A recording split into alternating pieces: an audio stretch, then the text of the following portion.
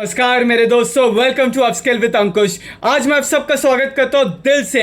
मेरे दोस्तों, अभी हम बात करने वाले मैकेंसी के 7S फ्रेमवर्क को। इसको समझने के लिए हम एक इंडिया का सबसे बड़े बिजनेस मॉडल के बारे में बात करेंगे, जो है अमूल। अमूल की शुरुआत एक गुजरात के छोटे से टाउन आनंद से हुई थी। वो आज इंडिया का सबसे बड़ा लार्जेस्ट डेयरी ब्रांड है, बट उसके साथ एक सिंबल ऑफ ट्रस्ट है, कॉपरेशन है, एम्पावरमेंट है for millions of farmers and एक सबसे बड़ा है brand value for its customers. अगर आप क्लोजली ऑब्जर्व करेंगे मेरे दोस्तों, तो अमूल का सक्सेस का सीक्रेट क्या है? सिर्फ उसके प्रोडक्ट्स नहीं है, हाई क्वालिटी प्रोडक्ट्स तो है ही है, but it is a perfect alignment to all of its 7S strategy of McKinsey. No, हम समझते हैं मैकेंसी के 7S एलिमेंट्स कैसे अमूल ने इंप्लीमेंट किया अपने बिजनेस में। तो दोस्तों, अभी इसको मैकेंसी को समझने के लिए उसमें दो होते हैं, एक होते हैं हार्ड एलिमेंट्स, एक होते हैं सॉफ्ट एलिमेंट्स। अभी हम बात करेंगे हार्ड एलिमेंट्स ना। पहला होता है strategy.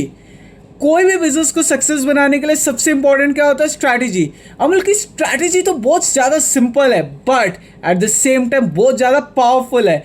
Offer the best possible price. क्या उसको करना है? बेस्ट प्राइस ऑफर करना है। किसको? फार्मर को। Provide the high quality milk. किसको प्रोवाइड करना है? हाई क्वालिटी डेयरी प्रोडक्ट अपने कंज्यूमर्स को। उसको क्या करना है मेरे दोस्तों? एक सस्टेनेबल कॉम्पिटिटिव एडवांटेज बनाना है। ये सब करने के लिए उसको क्या सबसे ज़्यादा ज़रूरी है? ट्रस्ट क्रिएट करना है among the farmers, among the consumers, and एक ऐसा इकोसिस्टम बनाना है जहाँ पर अमूल सबसे वैल्यूबल ब्रांड बन जाए। अब इतनी पावरफुल स्ट्रैटेजी को एग्जीक्यूट करने के लिए उसको इक्वली स्ट्रॉन्ग स्ट्रक्चर होता है। तो अभी हार्ड एलिमेंट का जो सेकेंड एलिमेंट है वो हमारा स्ट्रक्चर होता है ना। अमूल ने कैसे अपना स्ट्रक्चर बनाया?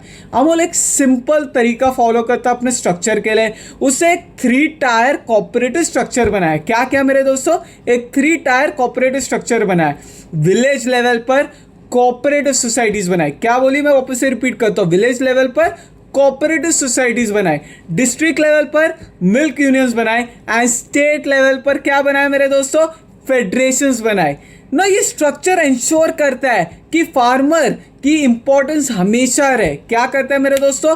फार्मर की इंपॉर्टेंस हमेशा रहे, फार्मर का डिसीजन हमेशा वैल्यू पर रहे, कभी फार्मर को धोखा नहीं मिले।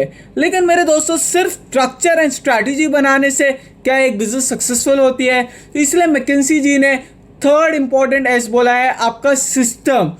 एक बिजनेस को एफिशिएंटली चलाने के लिए तीसरा होता है स्ट्रॉन्ग सिस्टम्स चाहिए होते हैं ना। स्ट्रॉन्ग सिस्टम्स क्या होता है? डेली मिल्क कलेक्ट करना ना। अभी देखो मेरे दोस्तों, मिल्क को कलेक्ट करना फ्रॉम द फार्मर्स के यहाँ से एक बहुत मुश्किल चैलेंज होता है, बट अमूल ने इतना ऑटोमेटेड प्रोसेस बनाया डेली मिल्क कलेक्शन, एक ऑटोमेटेड चिलिंग सेंटर्स बनाए, क्वालिटी टेस्टिंग बनाए, फार्मर्स से बैंक अकाउंट में डायरेक्टली डिजिटल पेमेंट, पैसे पहले आने चाहिए मिल्क के दूध के डिलीवरी से पहले। इतना फार्मर्स को कॉन्फिडेंस दिलाया, एक ऐसा सिस्टम बनाया कि अमूल ऑपरेशंस उसके स्मूथ हो जाए, ट्रांसपेरेंट हो जाए एंड एफिशिएंट हो जाए ना। मेरे दोस्तों, ये तो थे हार्ड एलिमेंट्स। अब हम धीरे धीरे बढ़ते हैं सॉफ्ट एलिमेंट्स ना। हार्ड एलिमेंट्स जो होते हैं ये 3: स्ट्रैटेजी, स्ट्रक्चर एंड सिस्टम ना। सॉफ्ट एलिमेंट्स क्या आता है? उसमें होता है शेयर्ड वैल्यूज। क्या है? शेयर्ड वैल्यूज ना। अमूल की फाउंडेशन क्या है? अमूल की फाउंडेशन बिल्डिंग अ मशीन नहीं है मेरे दोस्तों, बल्कि it is built on cooperation, trust and honesty.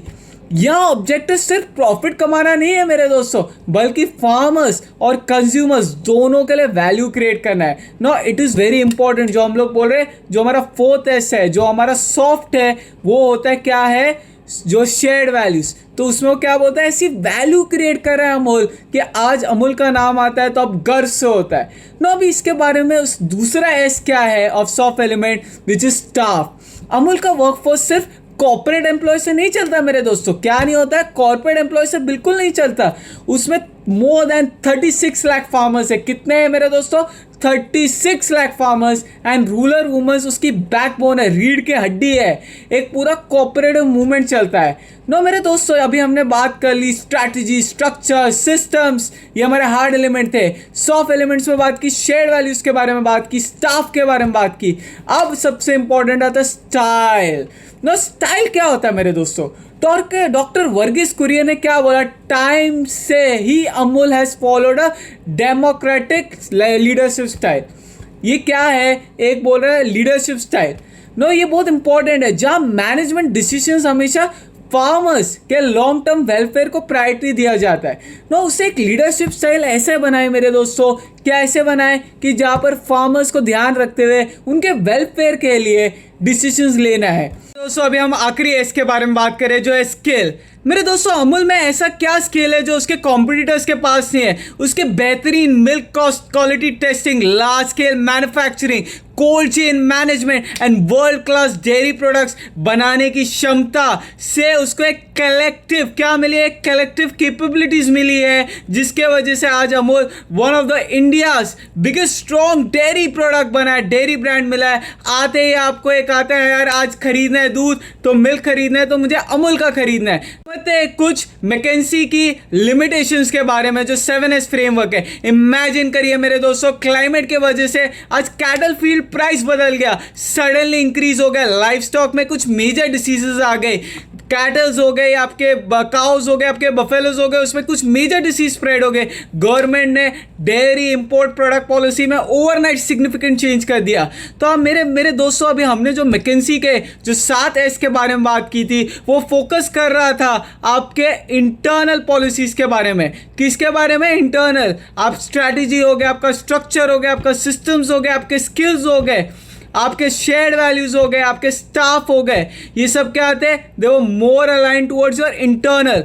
तो मेरे दोस्तों अभी ये सब कुछ बदलाव आ गया। अभी हम बोल रहे हैं सारे चेंज आ गया, आपके गवर्नमेंट की फ्रेमवर्क पॉलिसी, कुछ डिसीजेस फैल गए among your cattle life stock.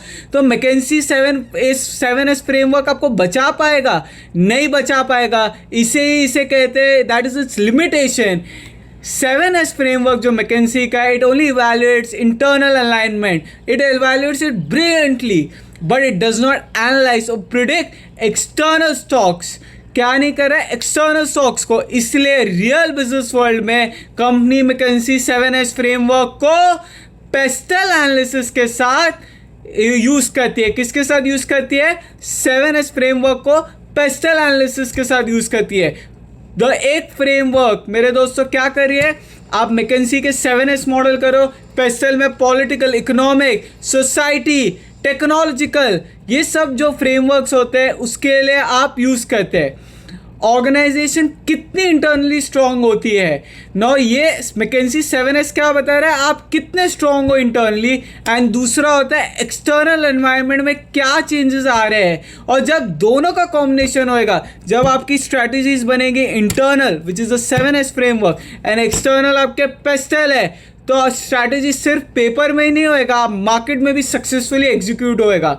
इसलिए बड़े बड़े businesses like Amul and other so many business model this execute what they execute 7S McKinsey model, साथ में they are using what, PESTEL analysis. तो they are able to do proper स्वॉट analysis. इसके वजह से company they use all the different internal and external environments को evaluate करते हैं and that is why they want to increase the market shares। मेरे दोस्तों, आपको मैकेंसी के 7S को भी implement करना है। आपको real life and corporate world में तो implement होता है along with the pestle analysis। तो आपको ये सब चीज़ें implement करना है, समझना है through different case studies। पढ़िए मेरे दोस्तों, मैनिफेस्ट कीजिए कि आप ये रियल लाइफ कॉर्पोरेट में जल्दी समझेंगे, सीखेंगे एंड इम्प्लीमेंट करेंगे in a top leadership level, whether at leadership level और एज अ एम्प्लॉय। आपको मैनिफेस्ट करते रहना है, आपको सोचना अच्छी चीज़ें, keep on rocking, be positive, अपने माता पिता को कभी दुखी नहीं कीजिए and just keep on smiling and believe me friends, one day will come when everything will come aligned to your goals and objective। बस उसके लिए आपको पॉजिटिव रहना है एंड साथ में अपने आँख एंड ये अपने ईयर्स को खुला रखना है। कोई अच्छी अपॉर्चुनिटी है आपको ग्रैब करना है। थैंक्स अ लॉट मेरे दोस्तों, थैंक यू।